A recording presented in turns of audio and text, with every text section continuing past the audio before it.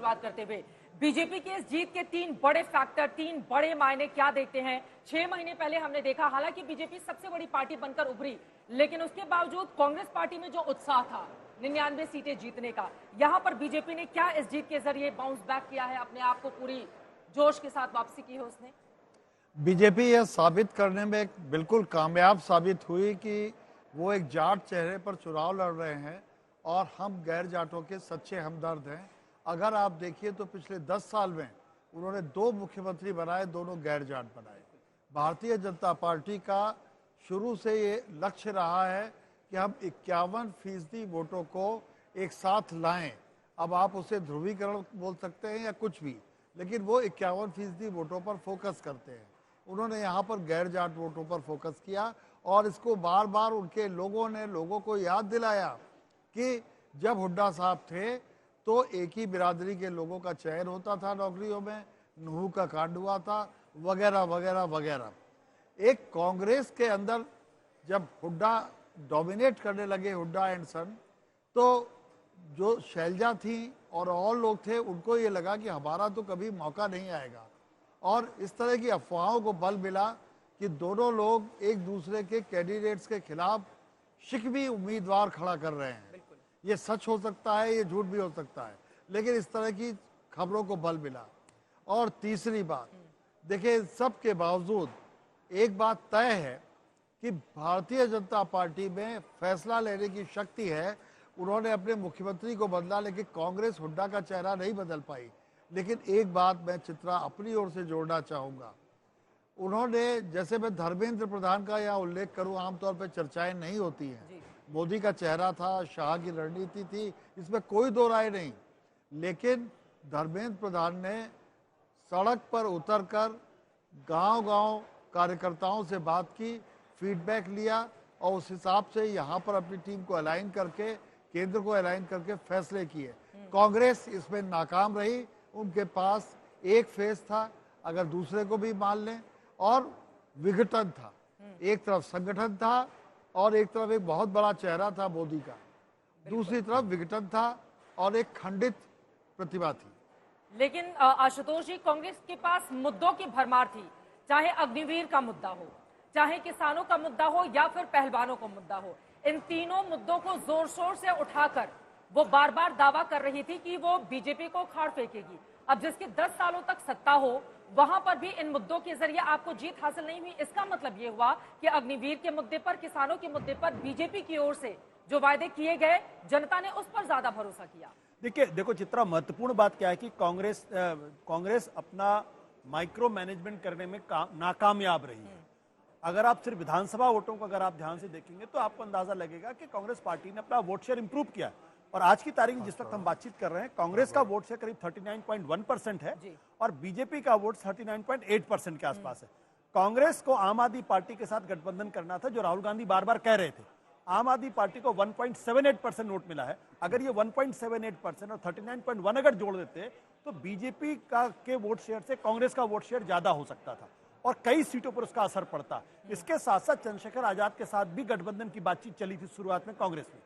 तो अगर आप माइक्रो मैनेज नहीं करेंगे तो फिर आपको दिक्कत होगी। और Bharatiya Janata party micro manage करने में पूरी तरीके से न केवल सक्षम है बल्कि किलर इंस्टिंक्ट भी है।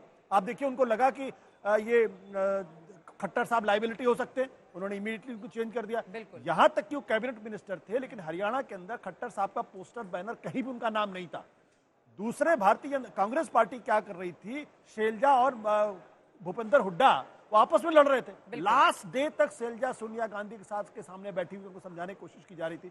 तो जहां 1% वोट की लड़ाई हो रही थी, वहां अगर आप आपस में लड़ेंगे, गठबंधन की बात नहीं करेंगे और सीनियर नेता होने के नाते आप, जैसे कमलनाथ ने राहुल गांधी के नहीं सी मध्य प्रदेश के अंदर, यहां भी बिल्कुल उसी तरीके से काम हुआ।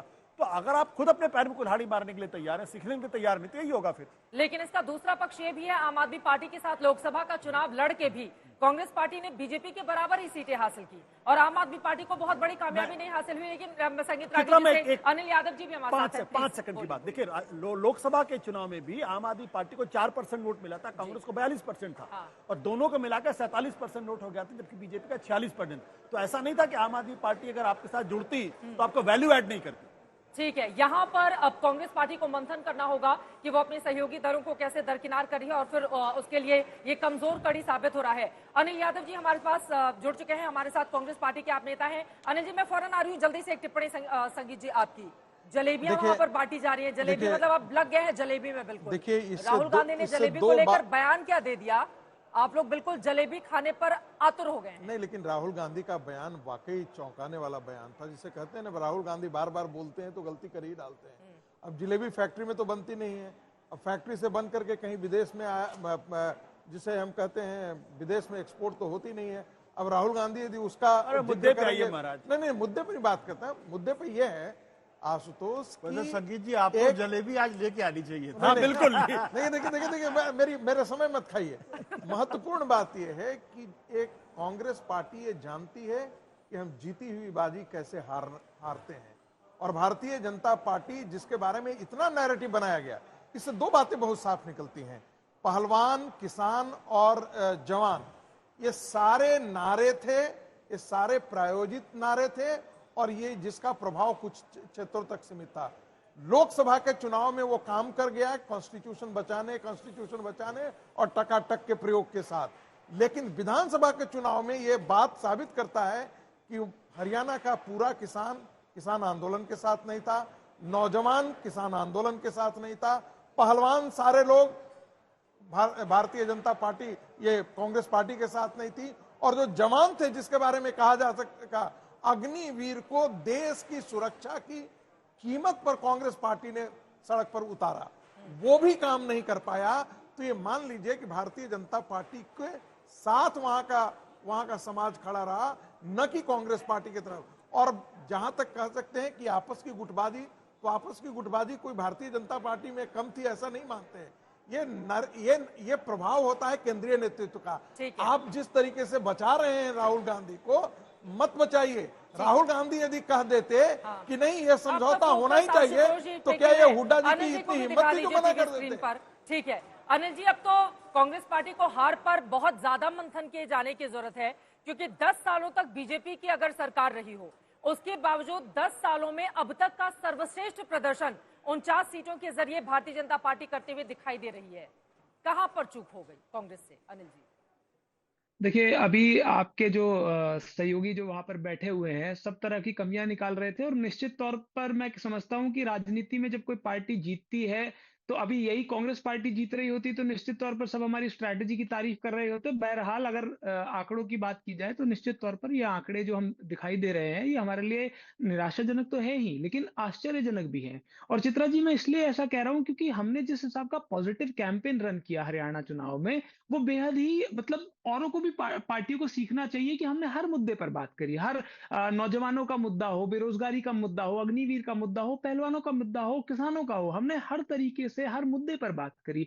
वहीं जब भारतीय जनता पार्टी की बात करें तो उन्होंने तो एक पूरा नेगेटिव कैंपेन चलाया। उन्होंने क्या नहीं कहा भाई, पार्टी के खिलाफ झूठ बोला, राहुल गांधी जी के स्टेटमेंट्स को आधे आधे काट के बताया, खुद देश के प्रधानमंत्री ने झूठ बोला। तो मुझे लगता है कि एक तरफ वो नेगेटिव कैंपेन जो है वो उनका ज्यादा सक्सेसफुल रहा। हमारी जो नौजवानों के प्रति पीड़ा थी, उनकी समस्याओं को लेकर जो हम लोग आतुर थे कि जनता तक पहुंचे, उसमें शायद कहीं कमी रह गई हो। अब आप देखिए ना, अहंकार देखिए भारतीय जनता पार्टी का, रिजल्ट चाहे जो भी कुछ रहा हो, लेकिन आज भी ब्रजभूषण शरण सिंह हरियाणा की बेटी को, देश की बेटी को कैसे अपशब्द कह रहे हैं।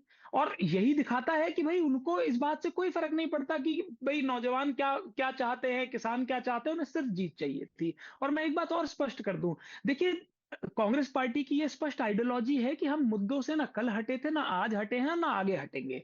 जहां तक बात है कि और पार्टियों को साथ में लेने की, मैं समझता हूं कि राजनीति में एक और एक दो नहीं होता, हमेशा कई बार होता है और कई बार नहीं होता। हमने बहुत बड़े बड़े गठबंधन देखे हैं, उत्तर प्रदेश में भी देखा था, सपा बसपा का गठबंधन था, बहुत सारे समीकरण बनाए जा रहे थे, लेकिन वो बिल्कुल उलट बैठ गया। हमारा और सपा का गठबंधन था, उसके लिए भी बहुत आकांक्षाएं थी, लेकिन वो भी गड़बड़ बैठा। अब आप ये बताइए ना, जहां तक भारतीय जनता पार्टी की बात है और हरियाणा की बात है, तो इनके सहयोगी हुआ करते थे जेजेपी वाले। अब जेजेपी वालों की क्या गलती रही? यही ना कि वो भारतीय जनता पार्टी के साथ आ गए थे। उन्हें जनता ने इस बात की सजा दी और उनको जीरो पे लाके खड़ा कर दिया। आप उनकी हालत देख लीजिए। तो ये कैसे मान लिया जाए कि कहीं ना कहीं ये उनके जेजेपी के खिलाफ तो यही गुस्सा था ना कि वो बीजेपी के साथ चले गए। लेकिन अब आज आंकड़ों में बीजेपी ज्यादा दिखाई दे रही है। तो निश्चित तौर पर हमें एक चिंतन मनन तो करना पड़ेगा ही। और लेकिन जहां तक मैं समझता हूं कि राजनीति में देखिए अंततः फैसला जनता का होता है। कोई राजनीतिक दल हो, जो जनता बिल्कुल। फैसला लेती है वो हमारे सर माथे होता है और इसी तरीके से और राजनीति इसी चलती वजह है। से के शर्मा जी बीजेपी के नेता हमारे साथ मुस्कुराते हुए जुड़ चुके हैं और यकीनन उनके लिए आज बहुत बड़े सेलिब्रेशन का दिन भी है। और मुझे खबर आई है कि के शर्मा जी भी जलेबी खाकर आ रहे हैं। तो आप ये बताएं, जीत का श्रेय किसको, कौन से मुद्दों पर भारतीय जनता पार्टी को यह अपार समर्थन हासिल हुआ है हरियाणा में? लेकिन ये भी पूछ लीजिए, फैक्ट्री वाला जलेबी खाए हैं या हलवाई वाला? नहीं चित्रा जी, मैं तो वैसे भी रोहतक में रह के जो है आए दिन जलेबी खाता था। और अभी मैं जो सुन रहा था कांग्रेस के जो नए नए प्रवक्ता हैं, पता नहीं कौन सा पॉजिटिव वो वहां पर कैंपेन कर रहे थे। यदि 2 लाइन में बता पाए तो मुझे खुशी होगी। यहाँ पर वास्तविक स्थिति ये थी कि इनकी तो इतनी भी हिम्मत नहीं जुटा पाई कांग्रेस पार्टी कि वो हरियाणा में अपना घोषणा पत्र भी जारी करे। हरियाणा चुनाव का, विधानसभा चुनाव का घोषणा पत्र ये दिल्ली में बैठ के जारी कर रहे थे। हरियाणा की जनता का सामना करने का साहस नहीं इनके अंदर। आप ये वहां चुनाव लड़ेंगे? ये उनकी, और ये जो गारंटी की, जो झूठी गारंटी लेके घूम रहे थे, उसका हश्र तो बगल के प्रदेश हिमाचल में दिख रहा था ना। हिमाचल में जहां आज तनख्वाह देने की हालत में नहीं है, पूरे को 1.5-2 साल के अंदर में हिमाचल को भ्रष्टाचार से लूट लिया। बगल का राज्य है हरियाणा। क्या वहां के लोग देख नहीं रहे हैं? आप जो झूठी गारंटी वहां गा रहे हैं, आज वहां बिजली फ्री करने की बात थी, पेंशन देने की बात थी, सब चीज हिमाचल में खत्म। आज वहां पर टॉयलेट गिन गिन के उस पर टैक्स लगा रहे हैं आप। ये आपकी नीति है वहां पर। यही हाल आपका जो है कर्नाटक में हुआ है। तो आप अपने गिरेबान में झांक कर देखिए और किस तरह का आपने वहां झूठ बोला। मैं एक बात, शशि जी बहुत वरिष्ठ पत्रकार हैं और मैं बहुत सम्मान भी करता हूं और सम्मान के साथ एक निवेदन कर रहा हूं उनसे कि शशि जी, जो आपने कहा कि जाटू का अलग और इनका अलग, देखिए पूरे हरियाणा को हमने अलग अलग नहीं देखा है। और यदि आप इसी परिणाम में देख रहे हो तो शायद दिखा रहे हैं कि जो बांगर और खादर का जो क्षेत्र है, जो विशेषकर जहां पर संख्या ज्यादा है इनकी, वहां भी हम सीट जीत रहे हैं। जाटों का भी वोट हमको मिला है, जाटों का मिला है, हर समुदाय का मिला है, यादवों का भी मिला है, ओबीसी का मिला है, स्वर्ण का मिला है, सबका मिला है। तब हम इस स्थिति पर आए हैं।